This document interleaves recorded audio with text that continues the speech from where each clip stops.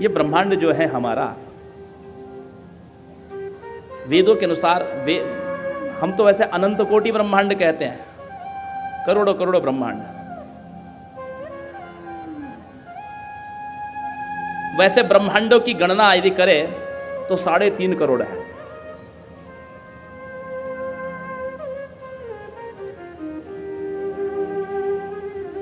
क्योंकि जो वर्तमान दिखाई देता है आप उसी को कहेंगे।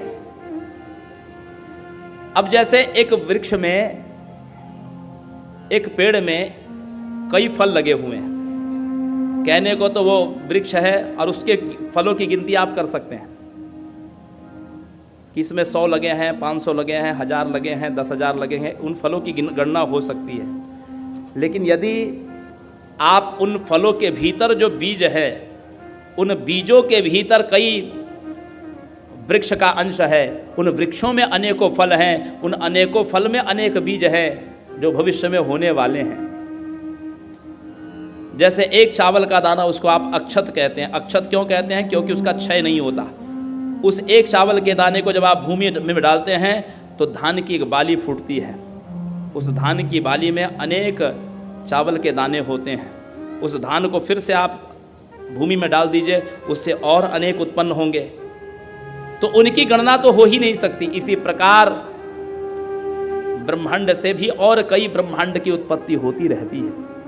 लेकिन व्यवहारिक रूप से यदि कहें तो जैसे मनुष्य के शरीर में 3.5 करोड़ रोम है, उसी प्रकार 3.5 कोटि ही ब्रह्मांड हैं। हम तो केवल एक ब्रह्मांड में हैं अभी। हम इस ब्रह्मांड के एक ब्रह्मा को जानते हैं जो 4 मुख वाले हैं, चतुरानन ब्रह्मा।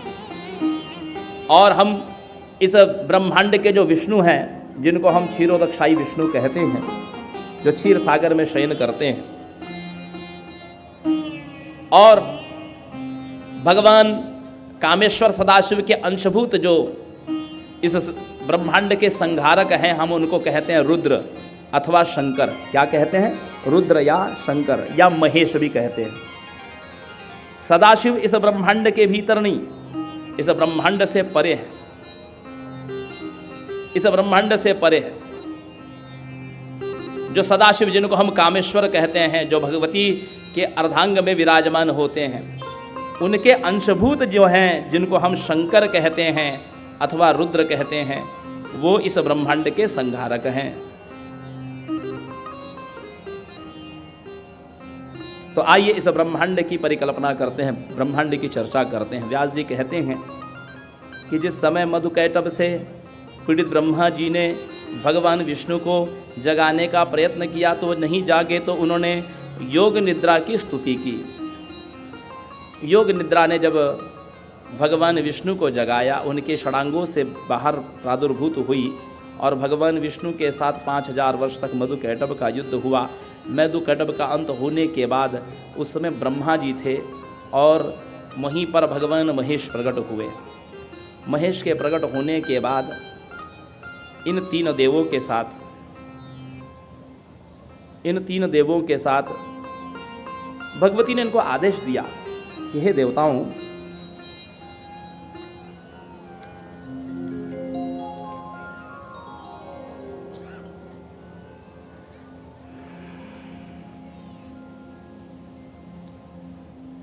तुम तीनों इस ब्रह्मांड का सृजन पालन और संहारक बनो। ब्रह्मा जी कहते हैं कि हे माता, जिस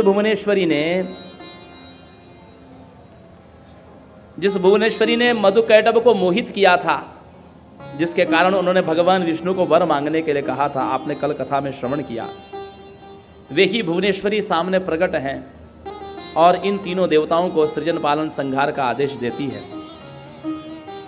ब्रह्मा जी कहते हैं कि हे माता, हमको कोई उपमा चाहिए कि ब्रह्मांड की रचना कैसे करें। तो ब्रह्मांड की रचना के लिए ये 5 महाभूतों की उत्पत्ति होती है। आकाश, वायु, अग्नि, जल और पृथ्वी, ये 5 महाभूत हैं। तो देवी ने सबसे पहले इनसे कहा कि मैं तुमको उपमा देती हूँ, ब्रह्मांड कैसा होगा। उसी समय देवी के संकल्प शक्ति से एक विमान वहां पर प्रकट हो गया। वो ऐसा अद्भुत विमान था सज्जनों माताओं कि उस विमान में कोई ईंधन नहीं है, उस विमान का कोई चालक नहीं है। वो भगवती की इच्छा शक्ति से चलता है। जैसे हमारा मन जहां तहां पहुंच जाता है। अभी आपका मन हो कि चलो अयोध्या जाकर के दर्शन कर ले, तो मन आपका अयोध्या पहुंच जाएगा। वो आपकी इच्छा से चलता है मन। ठीक उसी प्रकार भगवती की इच्छा से वो विमान चलायमान था। भगवती के आदेश से तीनों देवता उसमें विराजमान हो गए, बैठ गए, और वह विमान अपने गंतव्य की ओर चल पड़ा। ये ब्रह्मांड तो पूरा खाली था। एक ऐसे ब्रह्मांड में पहुंचा कि जहां पर ब्रह्मांड में ब्रह्मा ने देखा कि एक स्वर्ग की भूमि है, जहां पर इंद्र का नंदनवन है, और वहां पर शतक्रतु इंद्र है, अप्सराएं हैं, देवता हैं, गंधर्व है। ब्रह्मा जी को ये जान करके बड़ा आश्चर्य हुआ कि मेरी सृष्टि करने से पहले से ही देवता हैं। और विमान उड़ता हुआ ब्रह्मलोक पहुंच गया। उस ब्रह्मांड के ऊपरी छोर पर पहुंचा ब्रह्मलोक, जहां पर ब्रह्मा जी ने देखा कि पहले से ही एक कोई ब्रह्मा है, उनके साथ में सरस्वती और सावित्री आदि विराजमान हैं। उस ब्रह्मलोक के वासी ऋषि मुनि तपस्वी लोग हैं। ब्रह्मा जी को बड़ा आश्चर्य हुआ कि पहले से ही कोई ब्रह्मा ब्रह्मलोक में है, एक सत्यलोक है।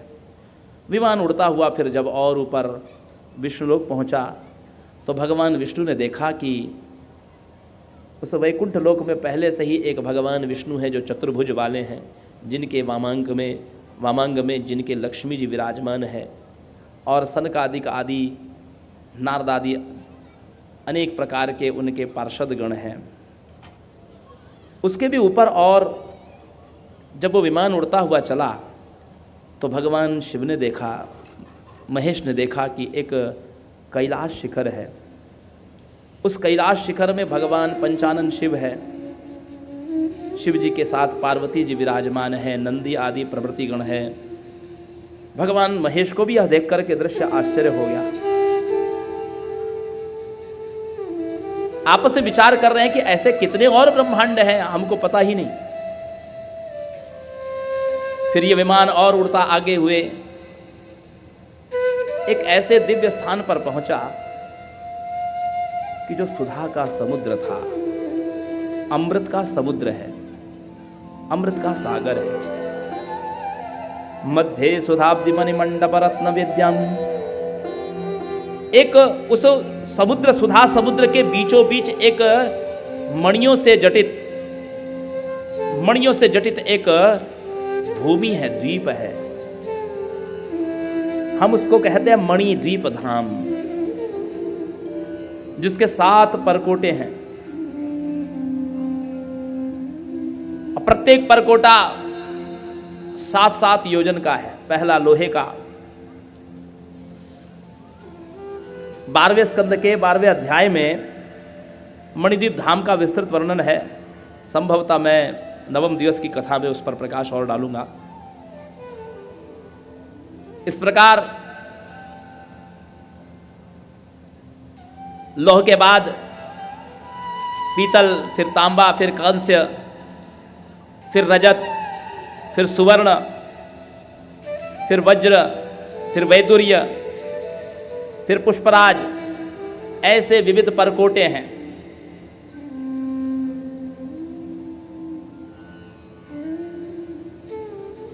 जैसे कोई बहुत वीआईपी स्थान होता है तो आपने देखा होगा कि आम नागरिकों को 4-5 किलोमीटर पहले ही उनको डाइवर्ट कर दिया जाता है। वो अंदर वो उस एरिया में प्रवेश नहीं करने दिया जाता।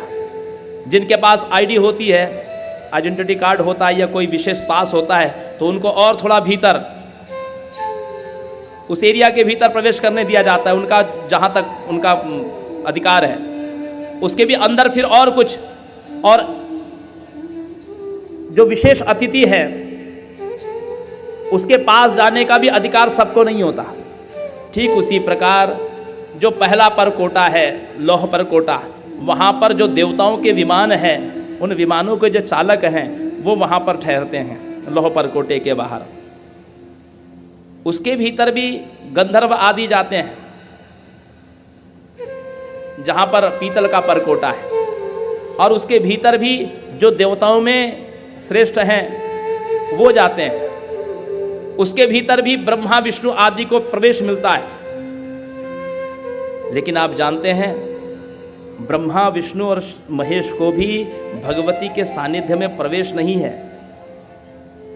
ब्रह्मा के ऊपर भी जो परमेष्ठी ब्रह्मा है, विष्णु के ऊपर जो महाविष्णु है, उनकी भी सीमा है, वो भी भगवती के अत्यंत समीप नहीं जा सकते।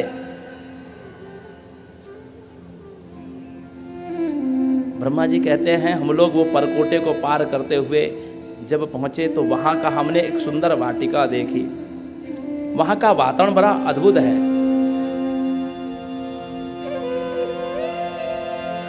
संवृतः सर्वतः सौम्यै केतकी चंपकैर्वृतः कोकिलारावसंघुष्टो दिव्यगंध समन्वितः। वहां का वातावरण इतना सौम्य है कि जहां पहुंचने मात्र से ही आनंद की अनुभूति हो रही है। संवृतः सर्वतः सौम्यई, सौम्य वातावरण है, और वहां पर एक सुंदर दिव्य गंध प्रस्फुरित हो रही है, दिव्य गंध समन्वितः। कोकिलाराव संघुष्टो, जहां पर कोयल मधुर मधुर स्वर में कुहुक रही है।